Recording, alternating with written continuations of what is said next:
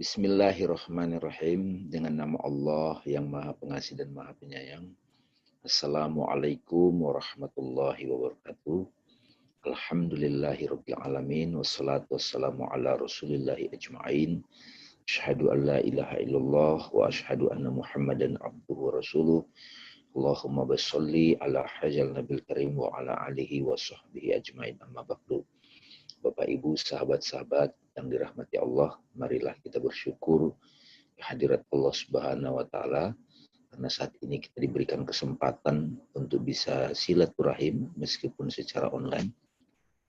Tapi juga saat yang sama kita diperkenankan untuk belajar bersama, berkontemplasi, tidak hanya pengetahuan secara mental, konsepsional, tetapi juga pengetahuan inspiratif yang insya Allah mudah-mudahan mengilhami hati-hati kita yang hadir di sini dan juga yang mendengarkan kajian ini.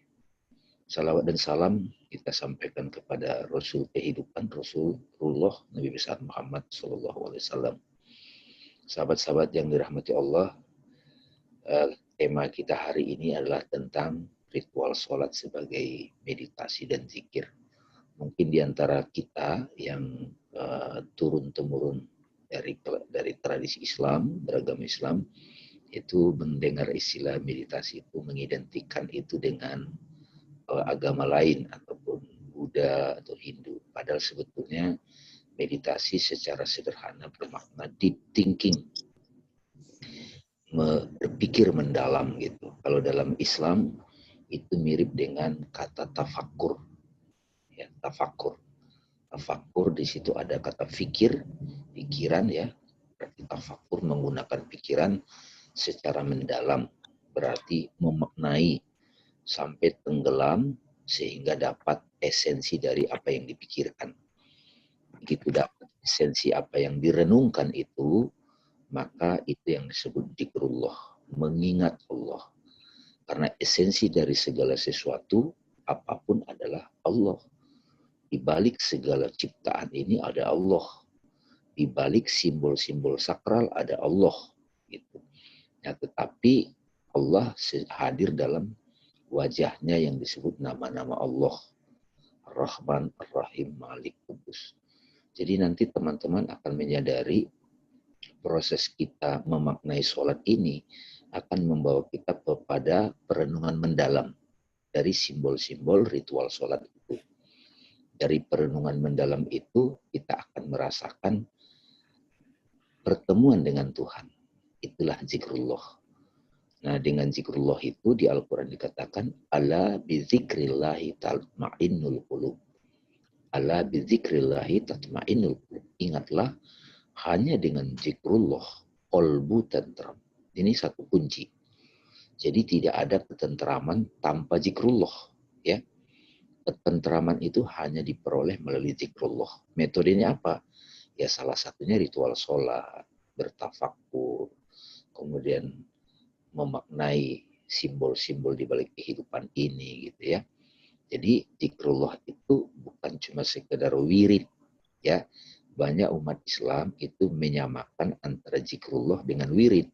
Wirid itu membaca ya, subhanallah, subhanallah, subhanallah gitu. Itu wirid ya. Subhanallah, subhanallah, subhanallah gitu kan pakai tasbih. Nah, Maha Suci Allah kan artinya terjemahannya. Tapi dengan mengucapkan subhanallah, makna yang mendalam bukan cuma terjemahan, itu membuat kita sadar pada keindahan Allah. Pengalaman keindahan Allah melalui imajinasi kita, melalui akal kita, hati kita merasakan. Jadi di sini teman-teman akan melihat proses bertemu Tuhan itu melibatkan panca indera, melibatkan imajinasi, ya, melibatkan akal, melibatkan kolbu gitu. Jadi imajinasi kita kalau dalam konteks modern namanya visualisasi. Itu membantu Pak Irfan, visualisasi. Akal kita memaknai. Ya, memaknai, tapi makna yang benar. Ya, makna yang benar. Jadi misalnya contoh aja nih, kita santai aja nih. Begitu ada begini, Allahu Akbar. Ini kan sebuah gerakan, Pak. Allahu Akbar. Nah, kalau di fikih Itu perbedaan di sini, di sini, di sini, di sini. Ini asik pada ininya, Pak. Ya, jadi kita tidak di ranah itu ya. Kita tidak mau di sini, di sini, di sini, di sini. Kita tidak membahas itu di sini. Kita justru ini gerakan ini apa ya maknanya, ya kan? Ini namanya sudah mulai nih memeditasikannya, Pak. Jadi melalui kajian ini kita mulai merenungkan pelan-pelan, memeditasikan supaya nanti dapat zikrullahnya. Simbol-simbol dalam ritual sholat. Ya. Nah, kita coba pretelin satu-satu. Sudah ready ya semua di sini ya? Sudah ready ya? Mudah-mudahan dengan kajian ini kita mendapatkan. Jadi kalau kita tahu makna sesuatu, Pak, itu kita akan terbawa kepada hakikatnya.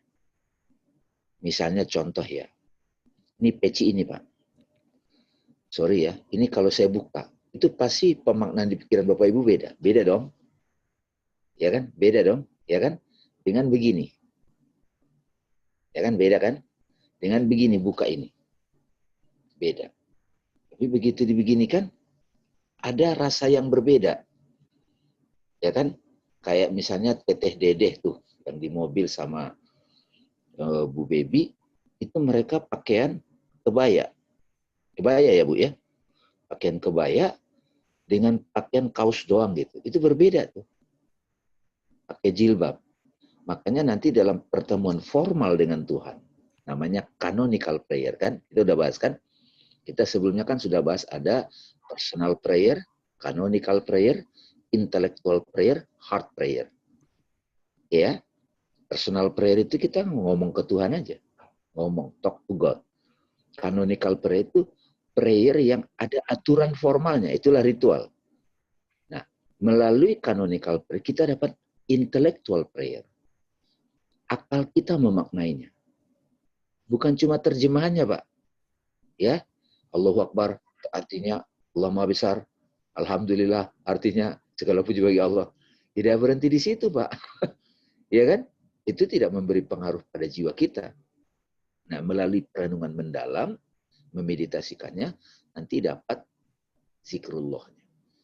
Nah, di surat 20 ayat 14, surat Toha, Innani anallah la ilaha illa ana, fa'budni wa aqimis sholata li dzikri. Ya. Sesungguhnya aku ini Allah, kata Allah.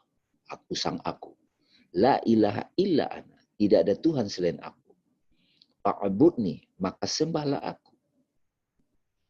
Wa aqimis sholata li dzikri. Dan dirikanlah sholat untuk ingat aku.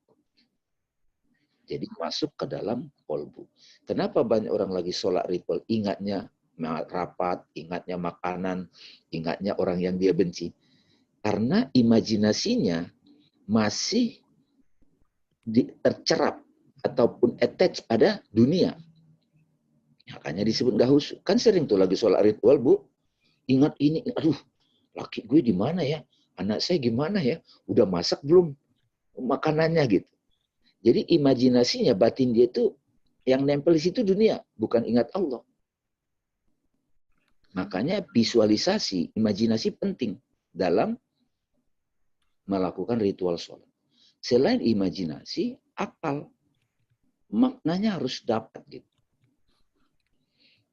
Oke, ini mudah-mudahan diskusi begini tuh nggak bisa sekali dua kali, teman-teman. Karena ini proses perjalanan, itu namanya mi'raj. As-sholatu mi'rajul mu'min. Sholat itu mi'rajnya orang yang beriman, orang yang sadar. Nah, cerita Isra Mi'raj yang kita peroleh adalah Nabi dari Masjidil Haram ke Masjidil Aqsa, dari Masjidil Aqsa ke langit yang ketujuh. Itu satu saat kita bahas. Ya Pak Irfan ya. Jadi satu saat itu kita bahas rahasia Isra Mi'raj.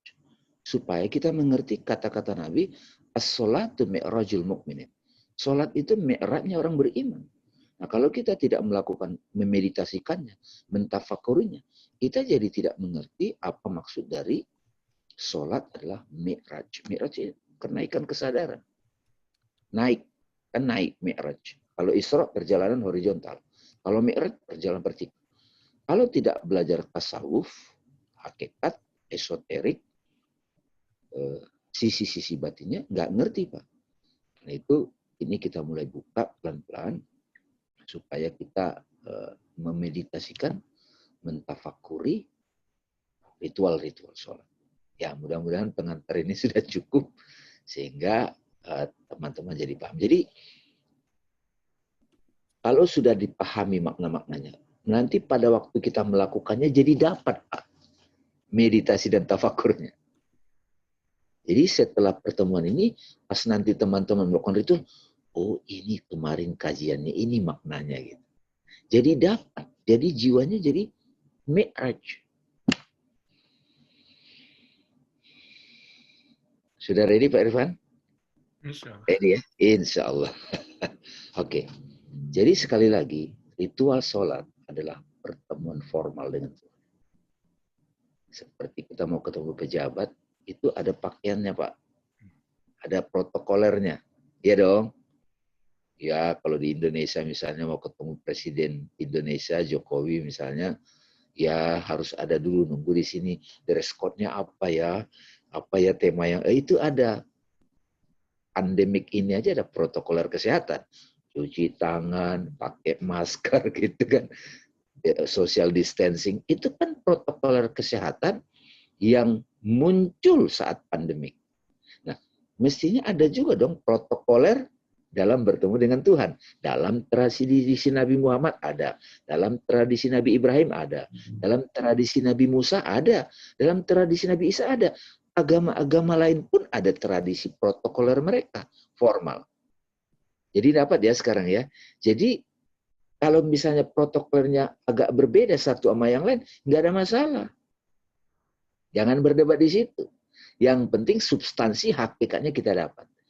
Itu sebabnya, that's why kita membutuhkan mentafakuri, memeditasikan.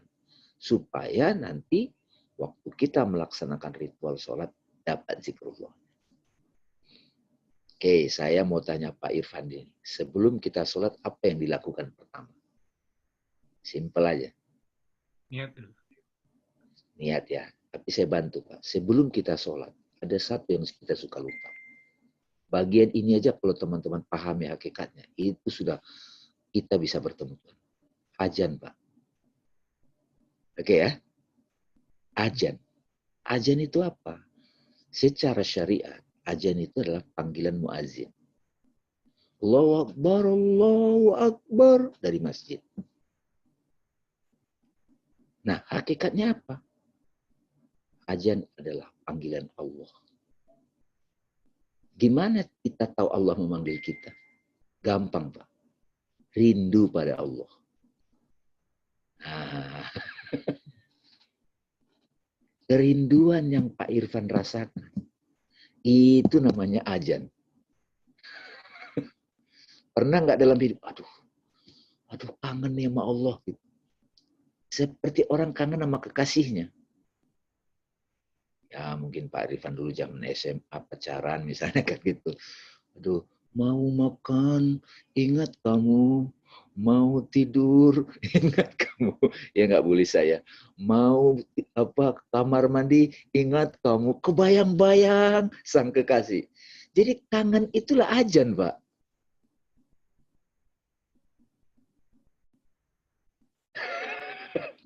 Jadi bukan jamnya itu, bukan. Di Indonesia maghrib itu jam 8, jam 6.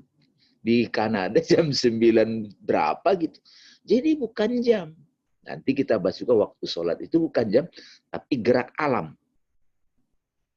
Kosmos ini bergerak, makanya muncul subuh. Subuh, duha, zuhur, asar, maghrib. Nah, suasana batin kita di momen siang, di momen malam, itu berbeda. Ya, mudah-mudahan wawasan ini sudah membuka cakrawala teman-teman. Melihat sholat itu nggak sekedar fikih. Gitu. Justru melalui fikih, syariahnya kita menyelami hakikatnya. Itu yang kita lakukan sekarang. Jadi, satu pemaknaan ini aja udah bikin teman-teman tuh. Lagi kangen, Pak. Husuk nggak itu? Husuk, Pak. Pada saat orang sedih, itu rasanya kayak kita butuh perlindungan kan. Rindu kasih sayang. rindu yang maha bijak, rindu yang mengayun, itu kan rindu pada Allah. Nah, makanya pada waktu kita rindu itu, terkenanglah syahadatnya kita.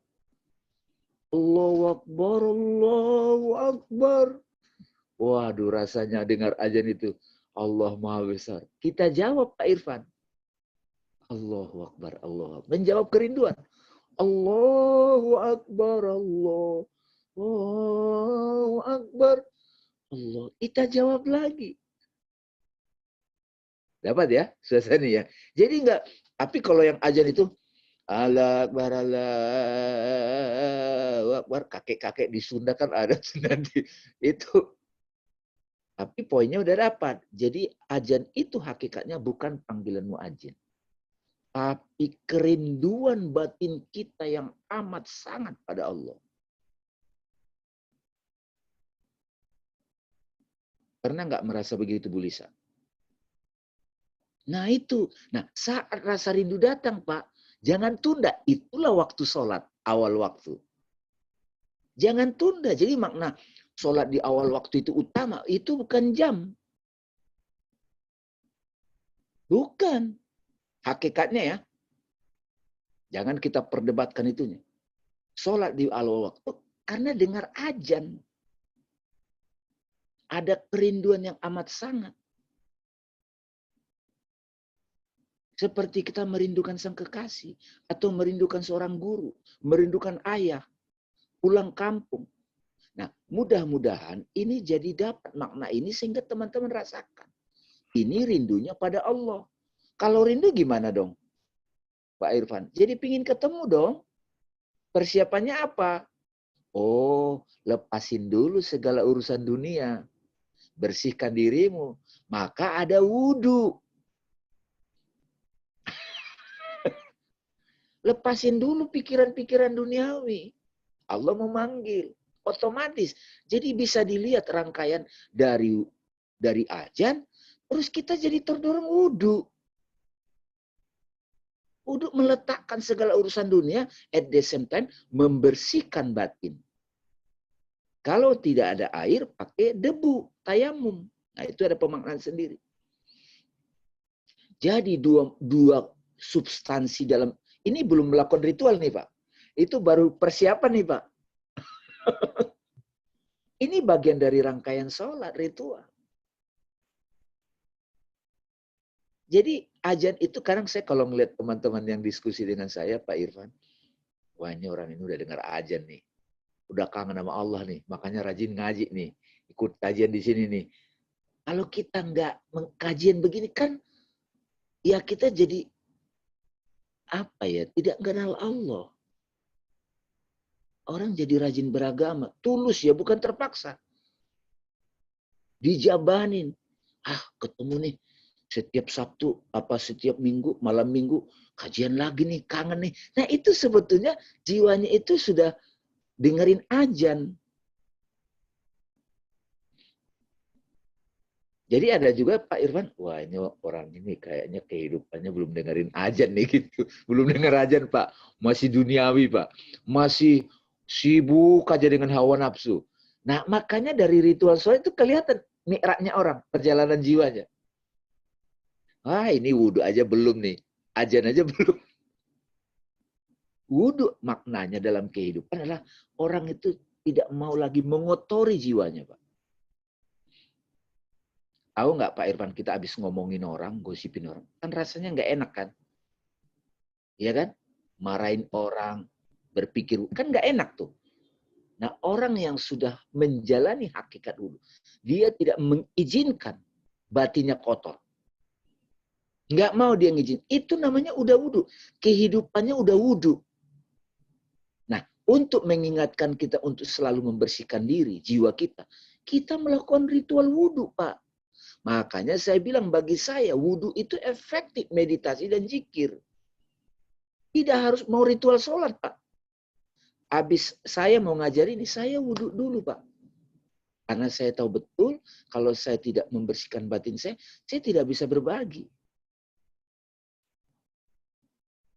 Mulai didapat ya maknanya. Jadi saya mau meeting Pak di kantor. Aduh, pikiran kan biasa kan. Setiap hari kan kita buka WA, buka sosmed, buka perdebatan politik. Kadang-kadang kan kita terguncang, nggak alert, nggak takwa, Pak. Terpengaruh. Maka saya mau memberikan inspirasi ke orang, mau ngajar. Saya sediain waktu dulu, saya ke toilet, didiam sebentar, niat, saya tarik nafas, saya wudhu.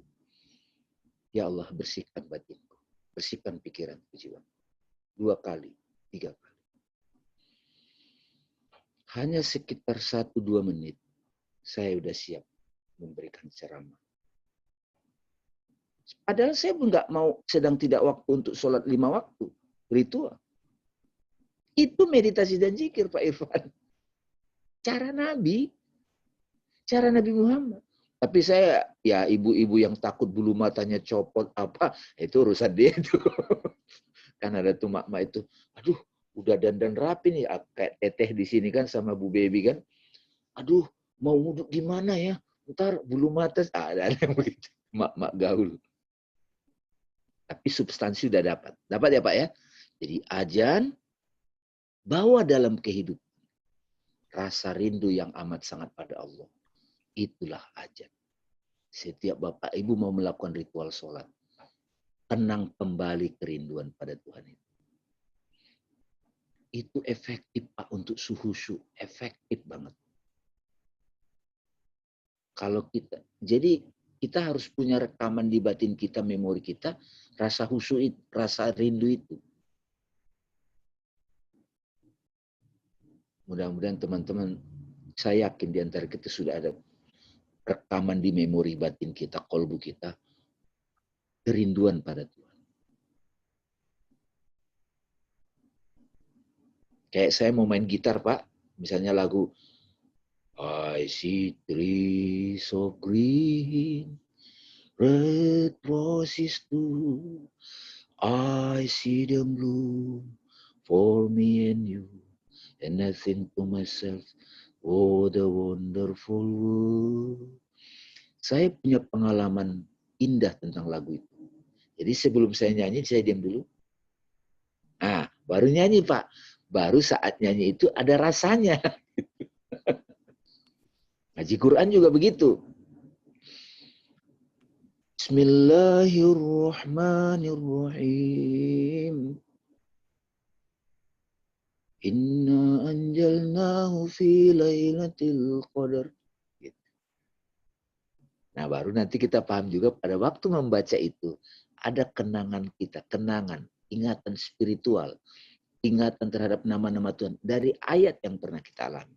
Jadi pengalaman spiritual kita dalam kehidupan, pengalaman tafakur kita dalam itu berkaitan dengan ritual. Jadi saling terkait. Jadi teman-teman sudah bisa ambil nih, belum kita bahas semua nih, karena mungkin ini beberapa kali pertemuan, tapi kita mengalir aja. Jadi sudah dapat, sholat itu pertemuan formal dengan Tuhan, sholat ritual itu siapkan ada pakaian yang sakral, waktunya, momentumnya. Yang azan adalah kerinduan pada Allah. Begitu rasa rindu itu datang, jangan tunda.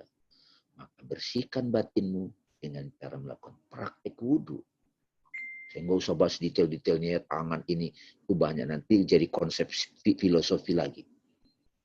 Jadi kalau ibu sudah wudhu, bapak sudah wudhu, itu artinya saya sudah ready mau bertemu Tuhan. Jangan sudah wudhu khusyuk, tiba-tiba buka HP. Kapan lu bayar utang? Ya kepikiran lagi akhirnya. Allahu Akbar. Apanya bayar utang? Ya jangan begitu lagi. Ya belajar untuk memanage sendiri.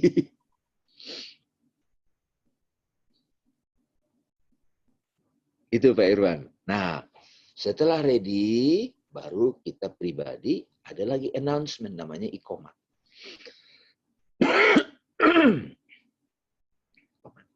Allahu Akbar, Allahu Akbar. Asyhadu an la ilaha illallah. Jadi iqomat itu pengumuman. Ya, semua udah siap ya mau ketemu Tuhan ya. Nah, kayak kita ngomong sama diri sendiri. Kamu udah siap ya? La ilaha illallah. Tarik nafas yang dalam. Udah ada niat ya? Allah. Ini namanya surrender, Pak. Pasrah. kepada yang maha besar. Tidak mungkin pasrah itu begini. Allahu Akbar. Nggak mungkin. Allahu Akbar. Nggak mungkin. Jadi gerakan ini Pak Irfan, pasrah. Jadi ingat kembali, kenang kembali bagaimana suasana batin yang pasrah pada Allah yang maha besar. Makanya banyak wali-wali Allah Pak Irfan. Kalau sendirian, bersolat sendiri. Itu lama Pak.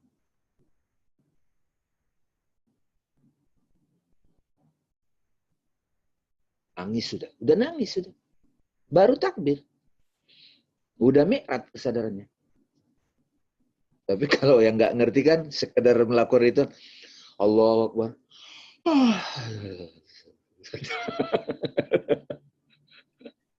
Jadi yang tadi itu, ajan, wudu, iqomat, itu rangkaian. Nah dari poin-poin tadi, simbol-simbol ritual itu, tidak harus semuanya itu dapat Pak. Karena itu karunia Allah. Ya saya terusin aja Pak, ya saya gambar besarnya aja. Allahu Akbar. Ada yang di sini, ada yang di sini di perut, ada yang di sini, ada yang lurus. 4 itu sama-sama dicontohin Nabi. Sama-sama ada maknanya. Beberapa guru yang saya temui, yang guru saya itu kalau di dalam ini buka hati. Jadi kadang kalau kita ketemu orang, Pak, saya ke Washington, kalau ketemu sesama sahabat itu begini, Assalamualaikum saudaraku. Pegang dada. Aku respect sama kamu dari hatiku. Gitu. Ya kan? Bukan, Assalamualaikum. Enggak begitu. Assalamualaikum. Enggak begitu. Tapi ini aku respect. Nah, Allah, aku menyentuh hatiku. Oke? Nah ini alhamdulillah kita rekam supaya nanti bisa diulang. Kadang-kadang kan lupa tuh diulang. Kalau di perut ada juga guru saya bilang Allah menahan urusan perut. Jangan dikuasai perut. Kalau yang di sini waktu itu kan zaman perang tuh Pak. Senjata. Kan pernah Nabi sholat jamaah zaman perang kan. Terus kalau yang ini silent. I am. Jadi alif. Nah, yang manapun nggak apa-apa. Tapi kita juga menyesuaikan diri dengan tradisi mazhab-mazhab. Nanti kan jadi aneh. Wah, setelah ikut kajian di sini jadi aneh ya. Jangan bikin inilah perdebatan yang tidak perlu. Bijaksana aja. Saya di sini hanya menyampaikan itu semua ada maknanya. Nah, pada waktu kita baca Fatihah yang wajib. Fatihah itu opening. Nah, kayaknya Pak Irfan kita perlu sesi sendiri membahas sedikit Fatihah ya. Mungkin di pertemuan berikutnya kita akan kupas karena ini penting. Saya pernah sama guru saya 6 bulan kita hampir tiap hari bahas Fatihah. Karena ini summary dari Al-Quran. Ya, mudah-mudahan nanti ada waktu Bapak Irfan catat kita bisa kaji memaknai makna-makna tersembunyi dari Al-Fatihah. Ya, bukan tafsir tetapi singkapan-singkapan. Karena Bapak Ibu juga pada waktu nanti membaca Bismillahirrahmanirrahim merasa ini, mendapatkan pemaknaan ini. Bukan terjemahan ya. Terjemahan kan the most merciful and compassion. Itu aja. So what itu. Tapi dibalik itu apa gitu. Oke. Nah, Fatihah saya lewatin dulu. Ada surat pendek. Silakan. Baru kemudian Allah ruku. Pose ruku Pak. Itu maknanya adalah aku respect, menghormati seluruh ciptaan. Jadi ruku adalah sense of humility. Kalau takbir itu sense of surrender. Ya. Jadi kalau kita konflik sama orang Pak, misalnya dengan pembantu atau dengan siapa keluarga, debat ego Pak. Saya pernah membantu seorang ibu debat sama adiknya. Mbak, coba pakai filosofi ruku menghadapi dia. Kakak harusnya begini dong.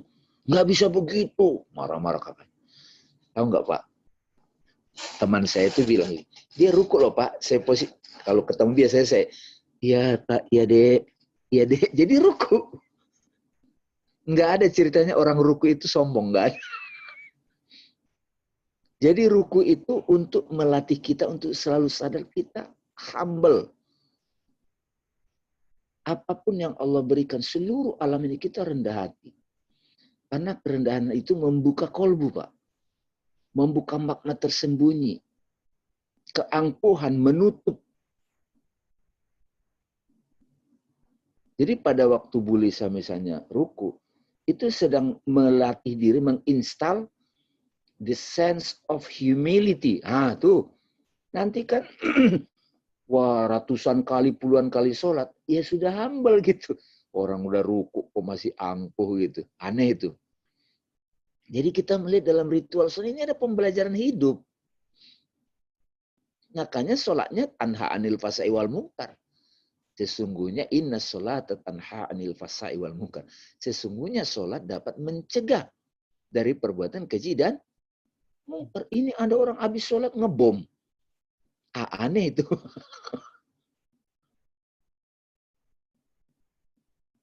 Ya, jadi ruku itu sense of humility. Jadi coba Bu Lisa bisa nggak praktik di situ ruku? Contohin nggak? Coba rasakan sambil tutup mata, Ibu merasakan respect pada apapun yang Allah hadirkan agar Ibu bisa belajar. Coba lakukan, Bu. Ibu lakukan, maaf ya. Ibu khusyuk, narik nafas, Allahu Akbar, langsung ruku. Allahu Akbar. Ruku. Nah, rasakan kerendahan hati, respect, hormat sama semua yang Allah hadirkan. Nah, sambil subhana rabbiyal azim wa bihamdihi. Itu Bu. Jadi ruku itu. Ibu mengingat betapa pentingnya humility. Udah Bu. Ah, gimana rasanya? Oke kan? Iya kan? Jadi nggak usah debat apakah lurus apa itu fikihnya enggak. Tapi saat aku ruku, lagi Pak Edi kan kita makin sepuh, rukunya nggak lurus lagi. Iya nggak apa-apa. Makanya Jepang juga pakai ini Pak. Jadi jangan dikira ruku itu cuma milik orang turunan Islam. Enggak. Di Jepang dipakai kok, di Tibet dipakai. Ruku salah satu bentuk penyembahan dari semua tradisi agama. Itu gerakan universal. Kalau ini kan pasrah, kalau ini medan perang, kalau kita nggak kuat gimana? Weh, nggak bisa dong. Kalau kita udah kalah, menyerah.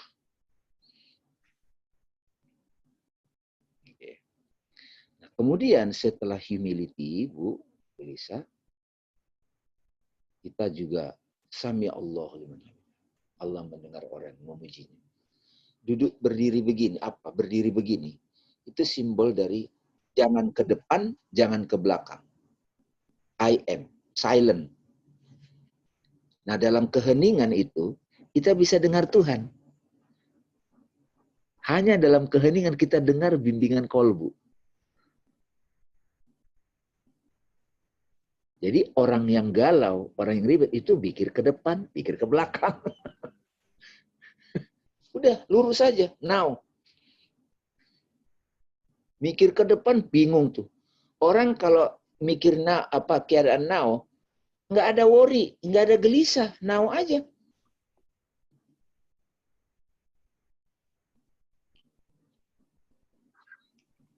Coba sebutkan semua masalah manusia itu pasti mikir masa depan, khawatir jadinya. Atau gelisah, masa lalu. Nah kalau now,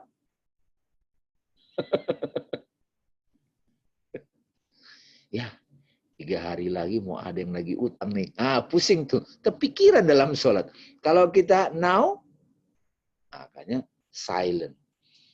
Ini sama dengan simbol alif juga Pak, kalau dalam ilmu huruf.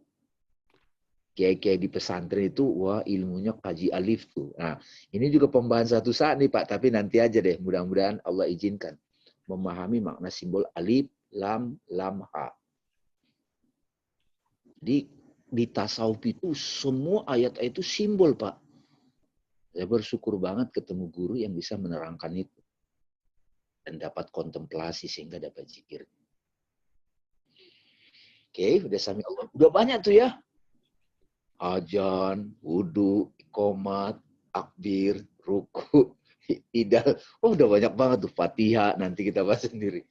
Bayangan nih, ini sebuah kitab loh. Ini Allah. Sujud, Bu.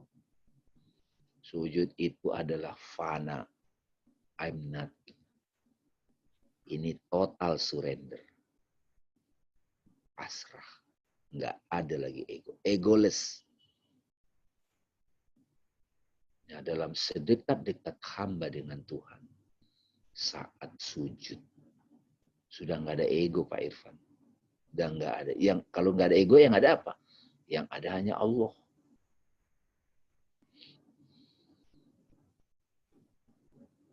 Kalau ibu lagi menghadapi stres berat apapun, meskipun sedang tidak waktu sholat, ibu bisa katakan permasalahan ibu di hati, tidak sanggup. Ibu sujud aja. Ya Allah, bantu aku. Sujud aja ngomong di hati. Itu efektif. Pose itu jadi meditasi, pose itu jadi zikir. Kayak yoga, Pak. Yoga itu kan ada gerak-gerak tertentu mempengaruhi jiwa kita, kan?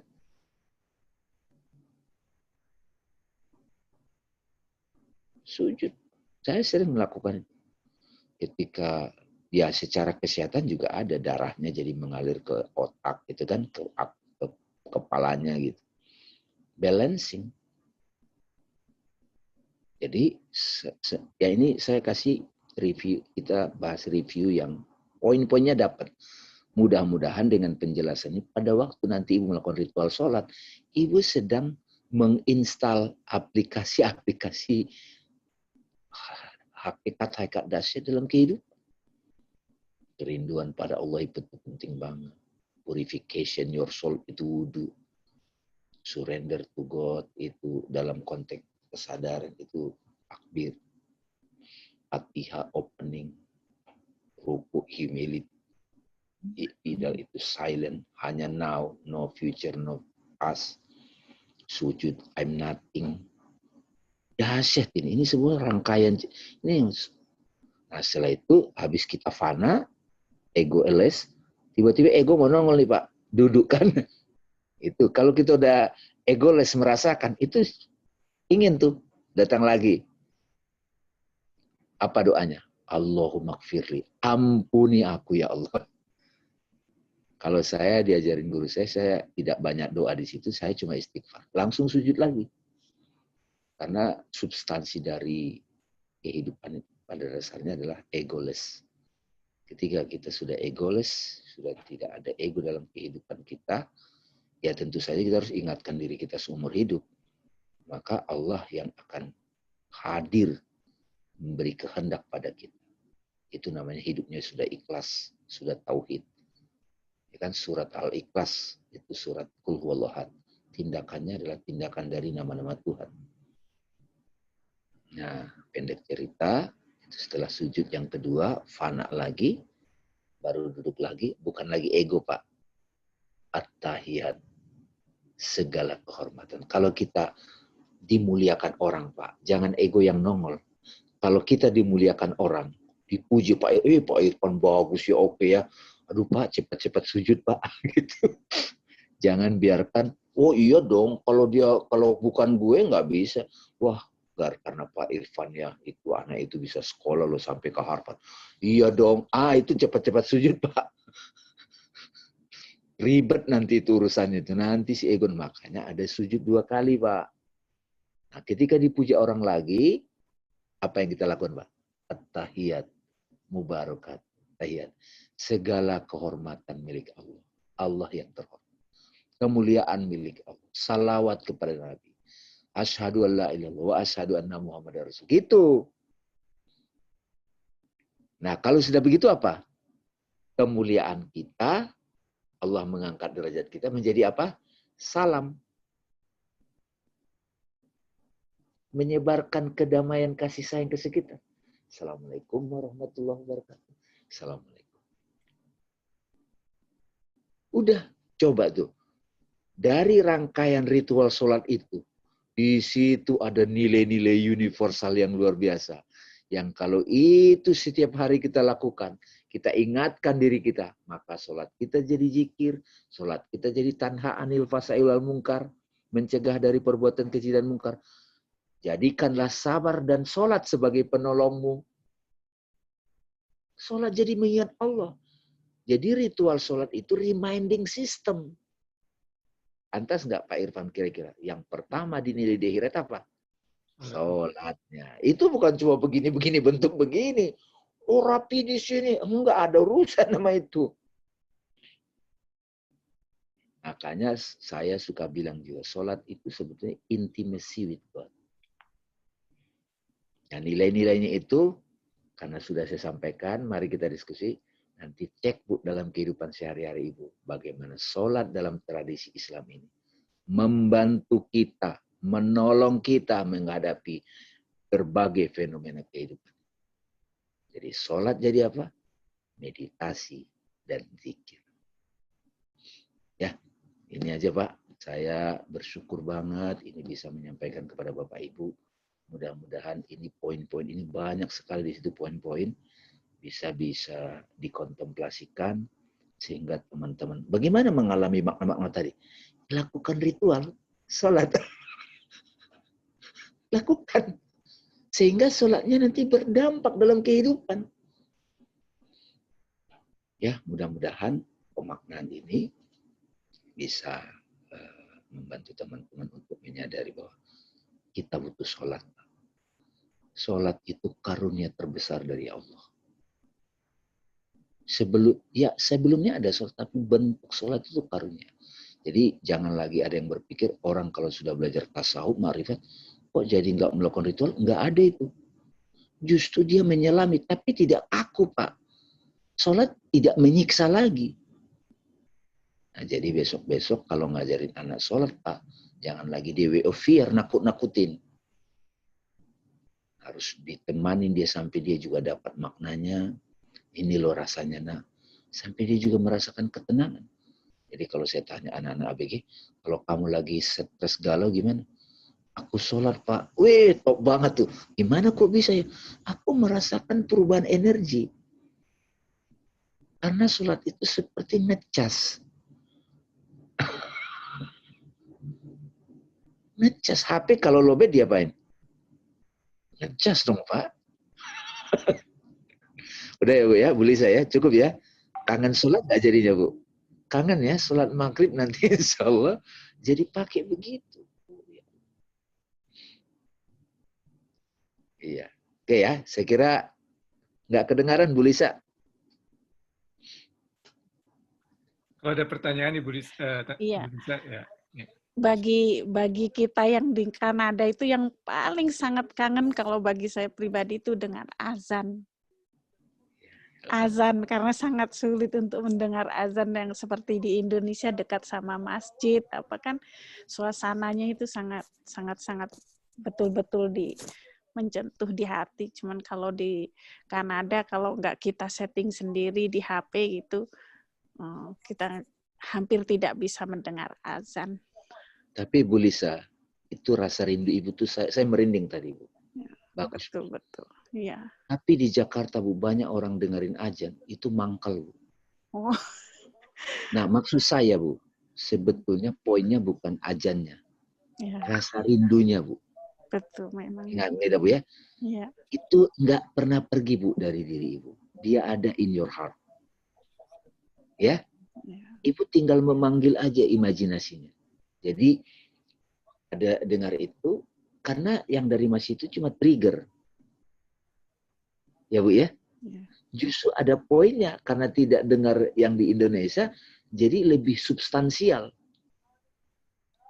Kapanpun Ibu mau sholat ritual, kembali lagi ke rasa rindu, suasana. Karena Tuhan bisa hadir dalam suasana sakral. Sama seperti Ramadan. Sahru Ramadan.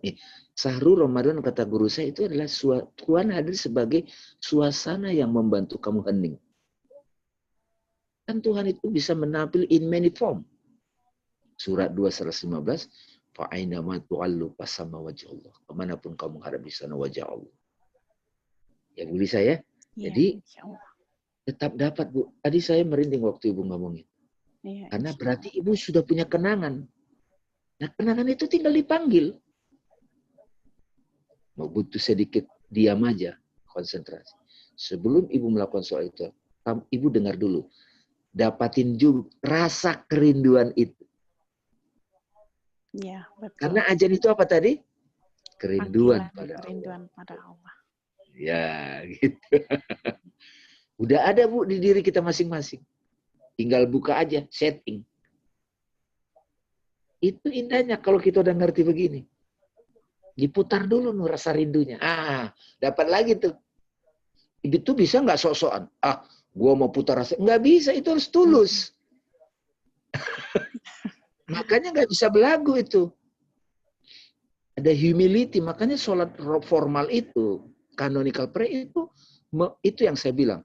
Kalau orang meninggalkan ritual sholat, dia cuma meditasi, duduk diam, kamu nanti terputus dari rasa kesakralan. Dapatin tuh dalam ritual sholat, sense of sacredness. Saya suka banget tuh dari guru saya ngomong gitu. Sense of sacredness. Rasa kesakralan. Jadi suasana kita jadi kecil di hadapan Sang Maha Agung. Itu bertemu Tuhan. Pikiran nggak bisa describe. Just feel. Namanya present. Kita ke alam, alamnya indah. Itu kita dapat tuh sense of sacredness. Tapi di New York, susah. Yang ada sense of capitalism. Sibuk sono, sibuk sini. Wah, ini gitu. Nah, makanya perlu suasana juga. Nah, itu ya, Bu ya. Suasana itu hanya mensupport yang di dalam.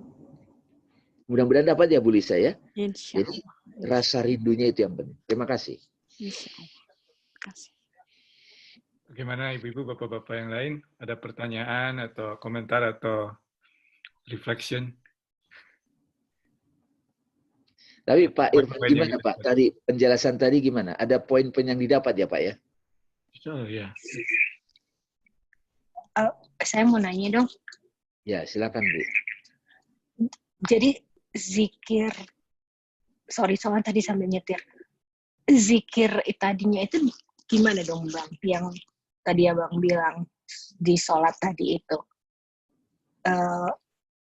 Zikir itu, tadi kan soalnya sambil nyetir, jadi sambil kemana-mana pikirannya. Wirid itu bukan zikir. Gimana tadi Abang bilang? Oke, Jadi saya ulangi. Bu. Nanti Bu Baby dengerin lagi YouTube-nya ya. Biar, karena tadi ada rangkaian, ingat ya. Bisa di-mute lagi? Oke. Jadi Bu Baby, ritual sholat, meditasi, zikir, ini satu kesatuan. Hari ini kita sedang memeditasikan ritual sholat. Sehingga nanti pada waktu kita melakukan ritual sholat, kita dapat peace-nya. Karena zikrullah itu kuncinya adalah, apa tandanya kita berzikir pada Allah? Damai. Ala bidzikrillahi tatmainnul qulub. Ingatlah, hanya dengan zikrullah, kolbu tentram. Ada orang, astagfirullah, astagfirullah. Enggak tentram dia. Dia cuma berkata-kata. When you realize peace itself. Peace itu nama Tuhan. Salam. Itulah zikrullah. Nah, untuk bisa ke situ, kita perlu makna yang benar. Kangen sama Allah, tentram nggak? Bu Lisa? Tentram, itulah ajan. Jadi sebetulnya melalui ajan itu kita udah zikrullah. Wudhu itu udah kita zikrullah. Present moment. Jadi bukan cuma, ini namanya cuma kejar setoran. Sekarang sikap teman-teman terhadap ritual kan jadi beda. Ada kesopanan dalam menghadap.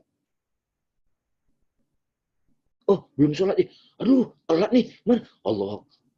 Ya, itu apa itu? Enggak tumaninah namanya. Tidak slow. Enggak kontemplatif, enggak meditatif. Kan pemaknaan tadi kan membuat teman-teman jadi pelan tuh. Tadi aja Bu Lisa, saya mintain praktek rukuknya jadi bisa lama nggak? Jadi lama memang. Mau ngapain sih buru-buru? Nah, jadi sudah dapat ya, meditasi memaknai secara mendalam. Memeditasikan makna-makna ritual. Banyak Bu yang kita bisa meditasikan. Tafakuri. Hidup kita, tangan ini, tubuh kita berdiri, apa simbol apa. Banyak banget. Ini kita batasi dulu pemaknaan itu dalam konteks ritual sholat. Nanti kita belum bicara kata-kata di azan loh. Apa itu ya hayya apa hayya 'alas shalah, hayya 'alal falah. Ada lagi. Nanti kan jadi nggak rampung-rampung nih diskusi. Biasanya kalau saya share ini, biar habis kajian, ibu langsung dapat mencicipi. Oh ini maksud Ustadz Dami ya. Oh ini maksudnya ruku ya. Ini rupanya ruku dalam kehidupan ya. Gitu ya Bu ya. Jadi coba diulang-ulang nanti rekamannya. Itu mudah-mudahan sambil bermohon sama Allah, Allah turunkan ilham ke hati kita. Ini termasuk penjelasan sholat yang saya alami. Yang alhamdulillah itu bagus. Tepat. Ini sering saya bawakan materi ini. Sering banget. Nanti sore aja ada grup Kemang. Bang, terangkan canonical prayer. Mereka nyebut canonical prayer. Nanti sore aja, sama materinya. Belum tentu sama nanti ini. Nggak bosan-bosan saya nerangkan ini. Tapi poin-poin tadi itu mudah-mudahan udah didapat. Dan itu saya rasakan. Dan buku-buku sufi, ini ada contohnya banyak di buku-buku. Ini khusyuk. Ini macam-macam nih. Ini bahasa Inggris prayer. Nah, ini prayer fashion man. Jadi orang yang sudah sadar itu dia adalah sholat sudah. Keberadaan dia itu sudah zikrullah tuh. Nggak terpisah lagi. Setiap kita ngelihat misalnya seorang yang bayangin ya kita ketemu Nabi Muhammad. Ngelihat Nabi aja kita udah zikrullah gitu. Kayak kita ngelihat orang kita sayang. Ngelihat aja belum ngobrol loh. Ngelihat aja udah, kenapa kamu? Aku senang aja ngelihat kamu gitu. Nah bayangin kalau orang yang sudah kehidupannya itu sudah jadi sholat. Itu jadi apa? Prayer passion man. Jadi manusia yang, jadi doa yang menampil sebagai manusia gitu. Ada manusia begitu. Nah itulah guru-guru yang udah diberkati. Nah sekarang kita lagi belajar, oh orangnya humble, itu rukuk banget tuh orang. Itu egoless banget. Setiap egonya nongol, at-tahiyat dia. Dia justru mengagungkan Allah.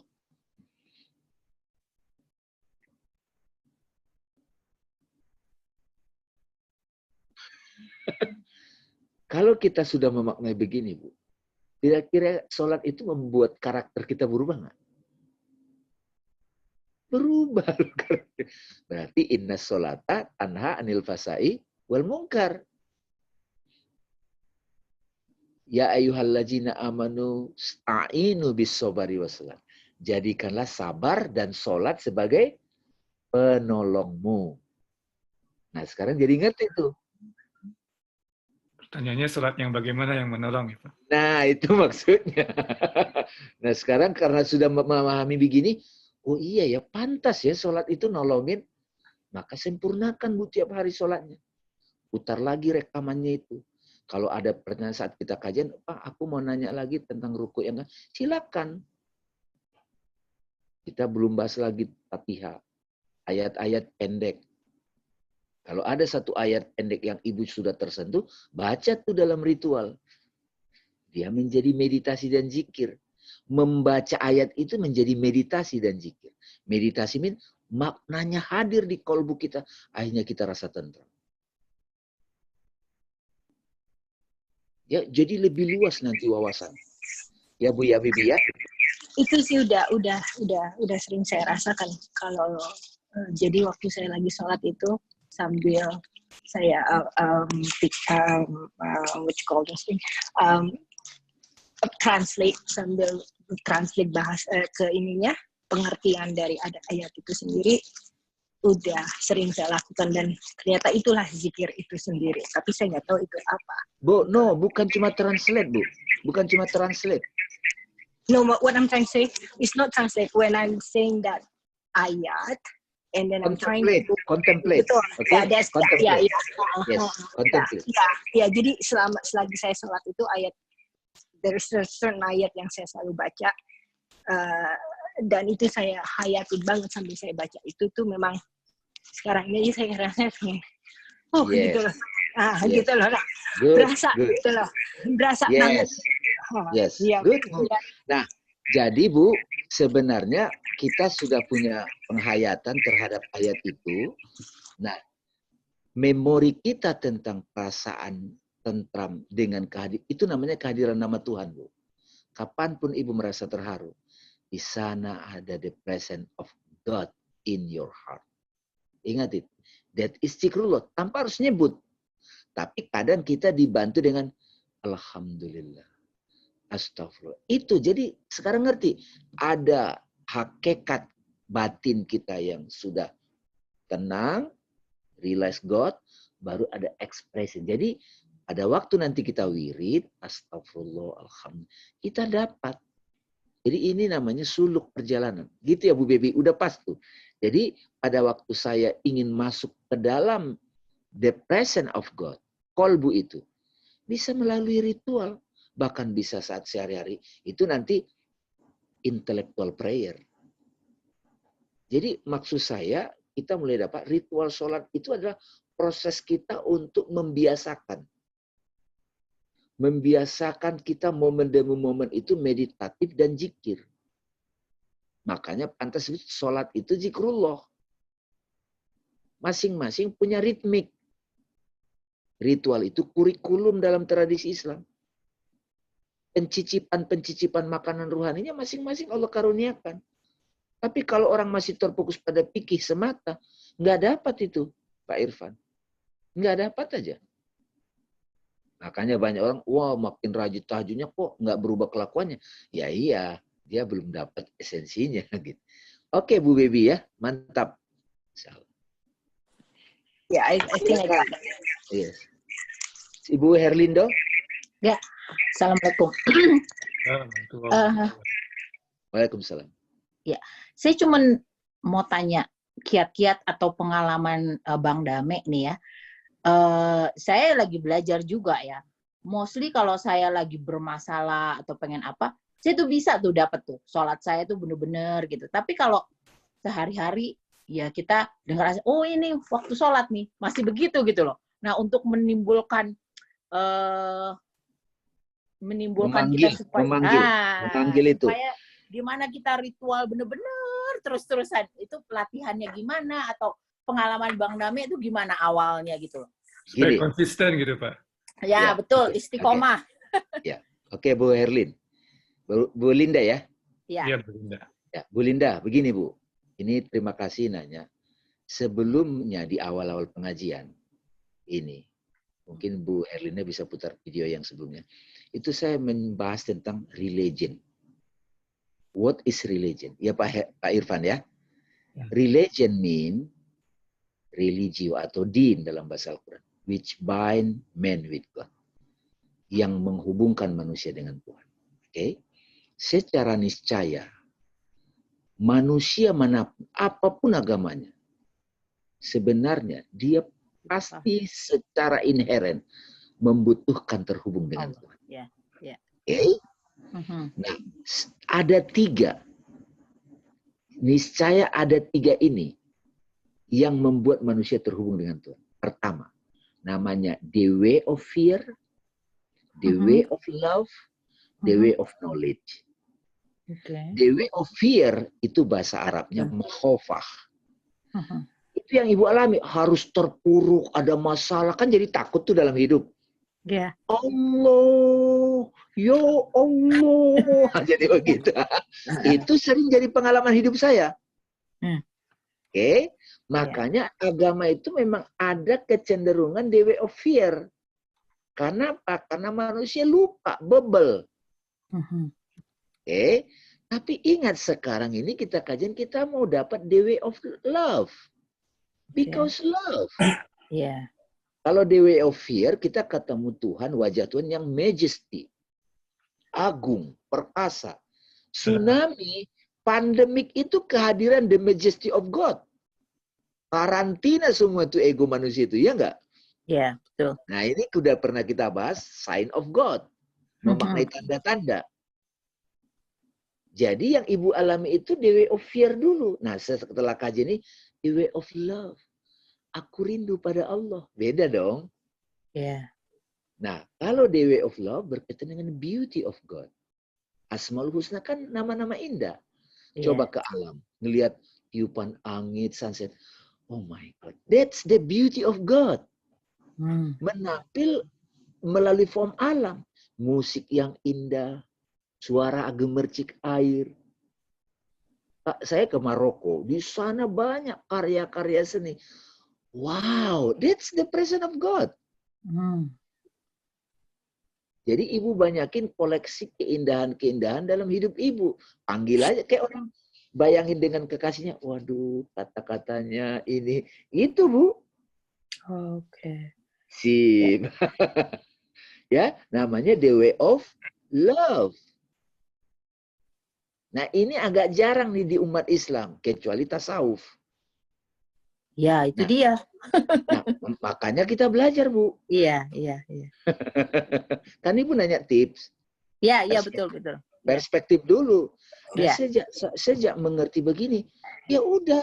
Kan namanya juga mau ketemu yang maha indah.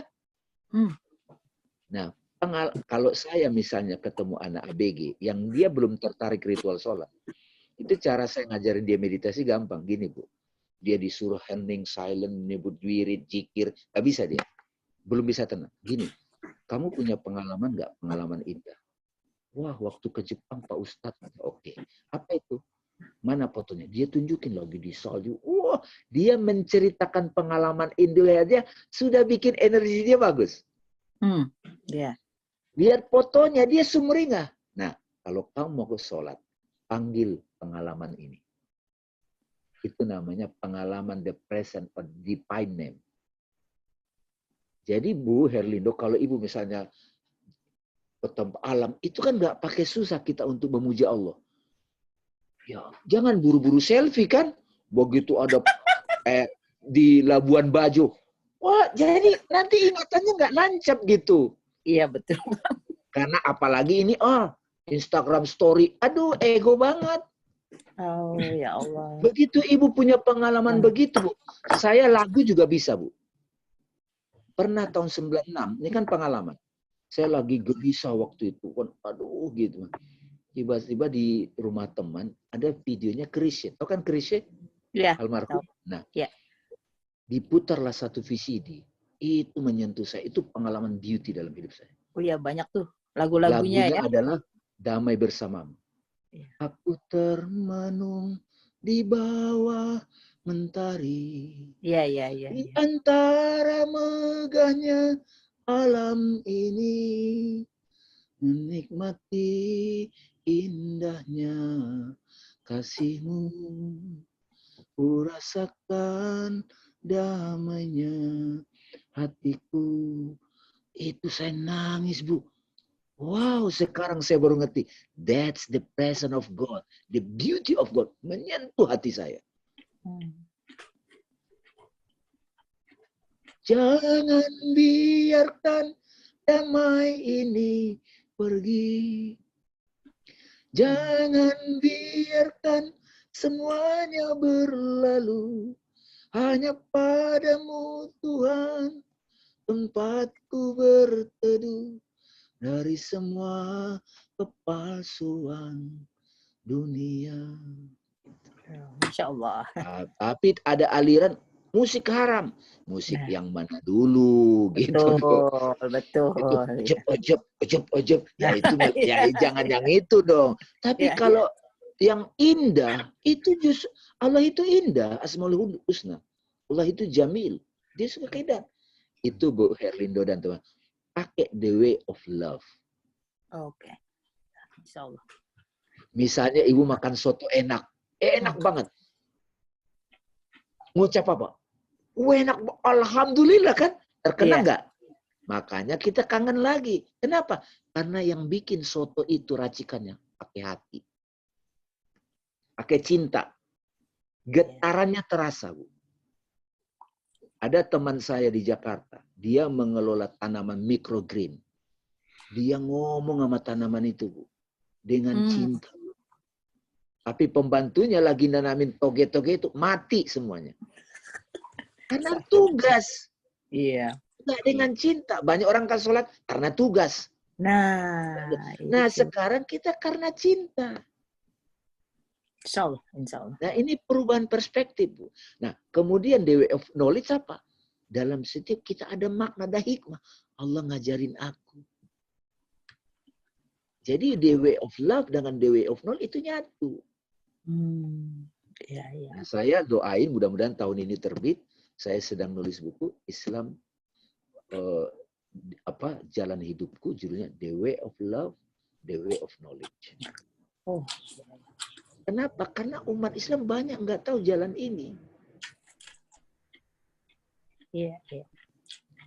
Jadi besok-besok kalau lagi ngeliat pengalaman alam indah, Bu, jangan buru-buru selfie ya. Iya.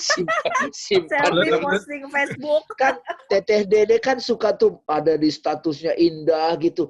Tapi diam dulu Teteh. Diam, baru bikin videonya boleh. Karena video itu akan memanggil kembali the presence of God. Pengalaman ilahi yang kita rasakan saat itu. Tersimpan di memori. Bisa menangis, meneteskan air mata. Nah, sekarang kalau mau kita ketemu tuh, bayangin kalau ingatan kita dalam ritual sholat banyak begitu, itu kan jadi. Nah, satu lagi kalau guru saya ruangannya juga, Bu. Tempat kita sholat juga penting, jangan cuma depan TV ini. Ada ruangannya, ada ruang sakral. Iya, betul. Itu ada ilmunya juga tuh. Iya, iya, iya. Kayak gini ya, maaf ya. Nih, tasbih nih. Ini simbol sakral. Saya bukan tipe tasbih yang kecelek, enggak. Iya, Kalau guru saya mengajarkan tasbih begini. Karena ini Asmaul Husna. Jadi ngelihat ini aja sudah, aku mau nyebut nama kekasihku. Astagfirullah, Allah. Gitu. Oke. Iya. Kalau ibu-ibu kan, tas Hermes. Wih, ya itu ego kalau itu. Tapi ada yang bilang katanya, ya normal lah, manusia lah gitu, manusiawi lah. Ya, tapi itu manusiawi dalam pengertian kan itu budaya kapitalisme. Cepat-cepat alert, sadar. Ya. Karena kalau kita terlalu tercerap di situ itu lama-lama garing, Bu. Iya, betul. Garing ya gitu doang gitu. Akhirnya kan pamer-pameran. Iya, tapi betul. kalau yang substansial, Bu, nggak ada habisnya. Tenggelam dalam kasih sayang Allah.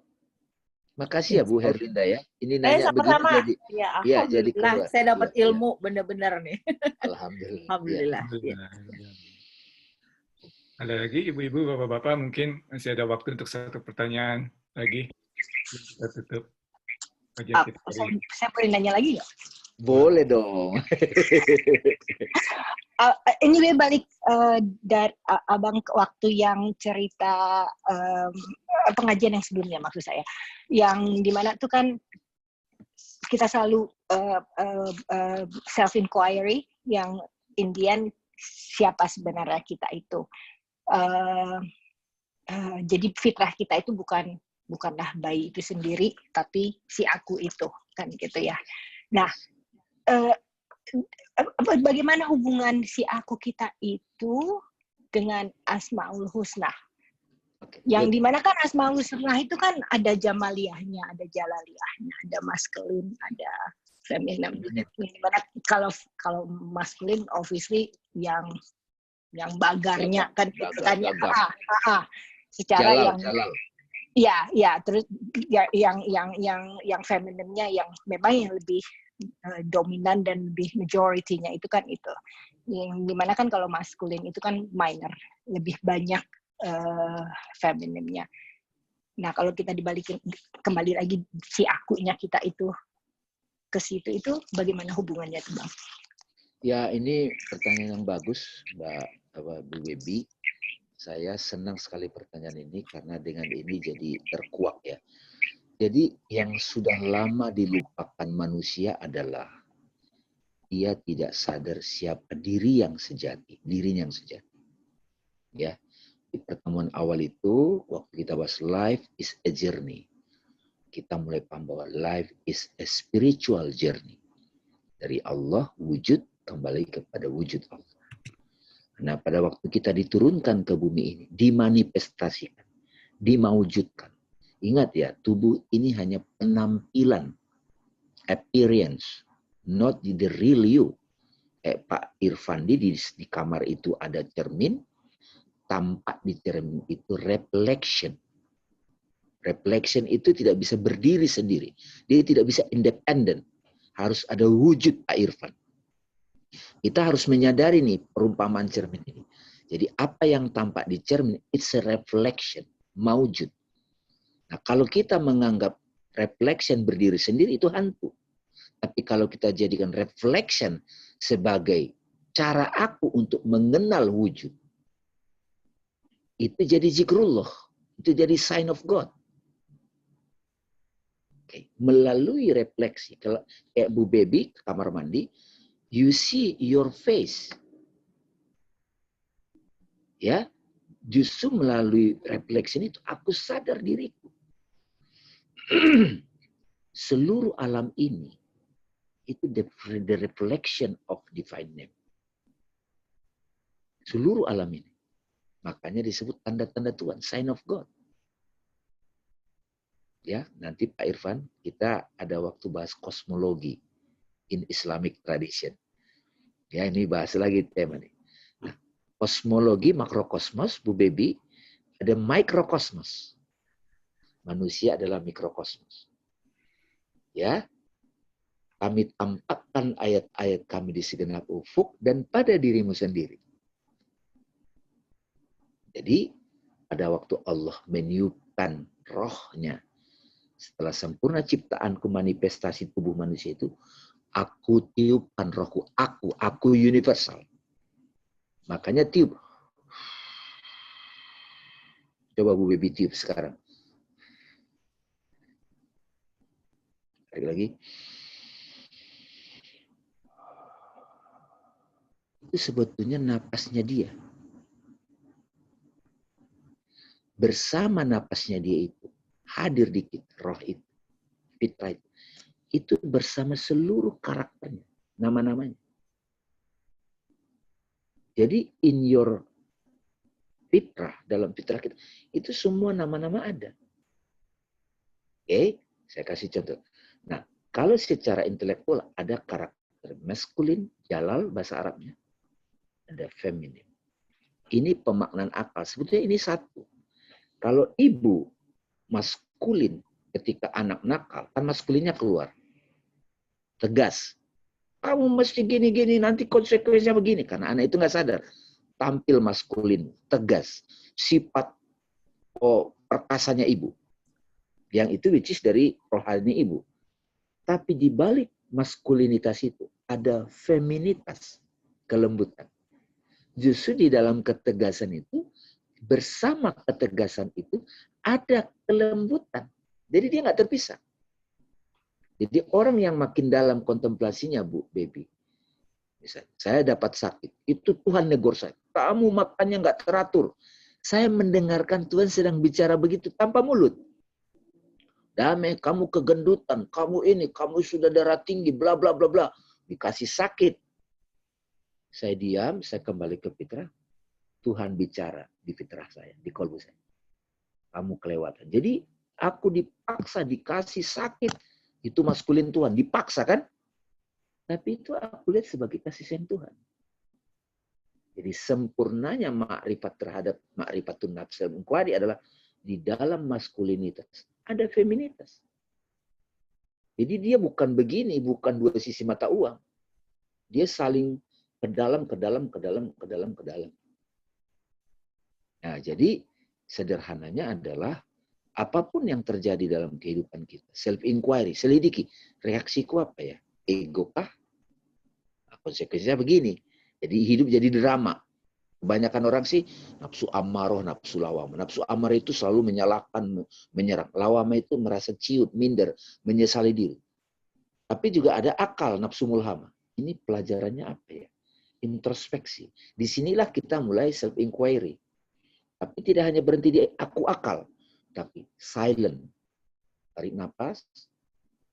Dalam keheningan. Kolbu terbuka. Mutmainnah. Nah di situ. Who am I? Siapa aku? Aku peace itself. Kita menjadi observer. Kita menjadi pengamat terhadap pikiran kita. Nah ini penting banget. Saya setiap hari melakukan ini. Self-inquiry. Sehingga apapun yang terjadi, nggak ada waktu lagi mencela.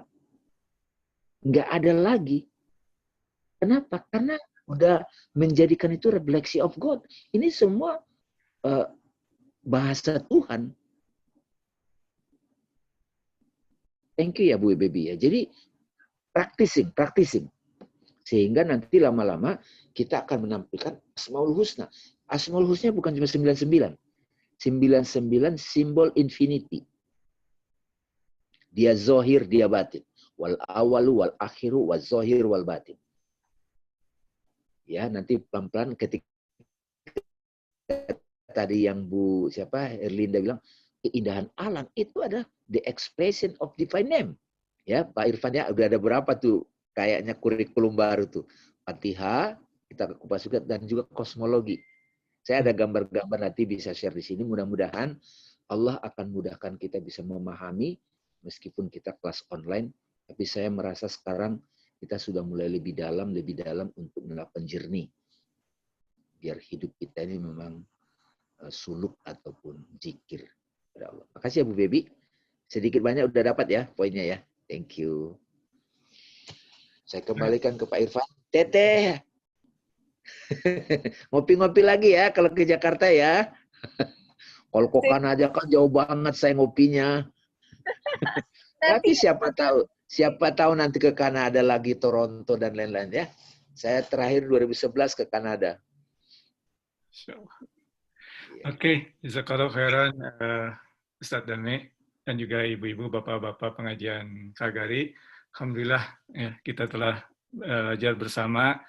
Dan dari pelajaran yang sangat berharga dari Ustadz Dame ini ya, perlu banyak refleksi memang ya. Kalau Ivan sendiri refleksi memang ya seperti yang kita sering bicara ya, kadang-kadang kalau stop dulu gitu, tarik nafas, itu tuh sebetulnya sepertinya kita tuh ingin menikmati the now gitu ya, karena kita tuh selalu mikir yang lalu, kecewa gimana, atau mikir ke depan jadi anxious gitu. Tapi kita tuh jarang memikirkan saat ini. Jadi pada saat sholat selalu mikirkan yang sudah lewat atau memikirkan yang ke depan. Tapi yang saat ini lupa atau tidak dihayati. Ya, dan pada saat kita sebetulnya kadang-kadang kita tarik nafas gitu. Ya itu sebetulnya salah satu cara untuk kembali pada saat ini gitu. Just be in the moment istilahnya ya. Tapi insya Allah kita nggak cuma be in the moment pada saat kita ada masalah aja gitu ya. Jadi kita mungkin harus cultivate-nya sering gitu ya. Mungkin luangkan waktu ya, karena kalau misalnya sholat kita secara ilmu tadi way of knowledge gitu sudah banyak nih ya. Tapi ya itu tadi, jadi harus enjoy juga gitu. Ya, ini membantu. The way of love. Ya, way of knowledge sangat membantu ya untuk kita memahami. Tapi harus ada kemudian istilahnya kalau Imam Al-Ghazali itu lebih, yang pertama kan ilm ya, knowledge, yang kedua tuh ada hal dalam hati, jadi ada yang terbakar gitu, ada yang itu. Kemudian baru action ya. Tapi kita tuh kadang-kadang itu yang kurangnya itu kadang-kadang Ivan sendiri itu kurang in the moment, apalagi kalau situasi pekerjaan di sini gitu ya. Jadi ke depan terlalu jauh atau ke belakang kecewa, lupa itu in the moment sebetulnya. Dan yang kita perlukan itu sebetulnya in the moment ya. Sufi kan istilahnya abnaul waqt, son and daughter of the moment gitu ya. Jadi kadang-kadang seperti itu ya. Oke, insyaallah jazakallahu khairan Bapak-bapak, Ibu-ibu dan juga Ustaz Ame. Insyaallah kita bisa bertemu lagi minggu depan. Allahumma harina haqqa haqqa warzuqna tibaan. Allahumma arina batilan batilan warzuqna tinaban. Allahumma a'izna min syururi anfusina wa min sayyiati a'malina aslih lana sya'nana kullah la ilaha illa ant nastaghfiruka wa natubu ilaik. Allahumma la sahla illa ma ja'altahu sahla wa anta ya hayyu ya qayyum taj'alul hazna idza sitah sahlan sahla.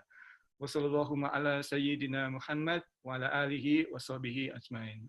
Akhiru da'wana assalamualaikum warahmatullahi wabarakatuh. Jazakallahu khairan semuanya. Ya, thank you. Assalamualaikum warahmatullahi wabarakatuh. Waalaikumsalam.